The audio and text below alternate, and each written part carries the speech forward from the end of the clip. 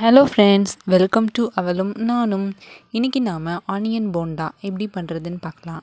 ரொம்ப சிம்பிள், அதே சமயம் அவ்வளோ டேஸ்டியான ஒரு ஈவினிங் ஸ்நாக். அதுக்கு 4 பெரிய வெங்காயம், 2 பச்சை மிளகாய் எடுத்து வெங்காயம் நல்லா ஸ்லைஸ் பண்ணி எடுத்துக்கலாம். பச்சை மிளகாவை சின்ன சின்னதாக கட் பண்ணி எடுத்துக்கலாம். கடலை மாவு 1.5 டேபிள் ஸ்பூன், மிளகாய் பொடி கொஞ்சமாக, கரம் மசாலா, பெருங்காயம், உப்பு, மஞ்சள் பொடி, இவ்வளோ தான்.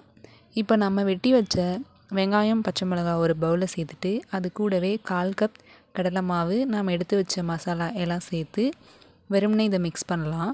வெங்காயம் கூட உப்பு சேர்க்கும்போது அதிலிருந்தே நமக்கு ஈரப்பதம் வரும்.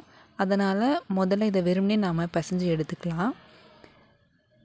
நல்லா இந்த மாதிரி பிசைஞ்ச பிறகு கொஞ்சம் கொஞ்சமாக தண்ணி சேர்த்து நாம் பிசைஞ்சு எடுக்கணும். நிறைய மாவு சேர்த்துட்டாலும் அந்தளவுக்கு டேஸ்ட் இருக்காது. இந்த கன்சிஸ்டன்சி தான் கரெக்டாக இருக்கும். இப்போ இதை சூடான எண்ணெயில் பொரிச்சு எடுத்துடலாம். சைஸ் நமக்கு ஏற்ற மாதிரி சின்னதாகவோ பெருசாகவோ நாம் எண்ணெயில் சேர்த்துடலாம். பபிள்ஸ்லாம் நல்லா அடங்கி நல்ல கிறிஸ்பியாக எல்லா பக்கமும் கலர் சேஞ்ச் ஆகி வரணும். அப்போ தான் நல்லா வெந்த மாதிரி இருக்கும், அதே சமயம் கிறிஸ்பியாகவும் இருக்கும்.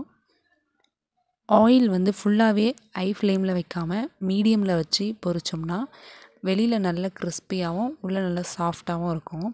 அவ்வளோதான், நம்ம ஆனியன் போண்டா ரெடி. இந்த வீடியோ உங்களுக்கு பிடிச்சிருந்தா லைக் பண்ணுங்கள், ஷேர் பண்ணுங்கள், மறக்காமல் சப்ஸ்கிரைப் பண்ணுங்கள்.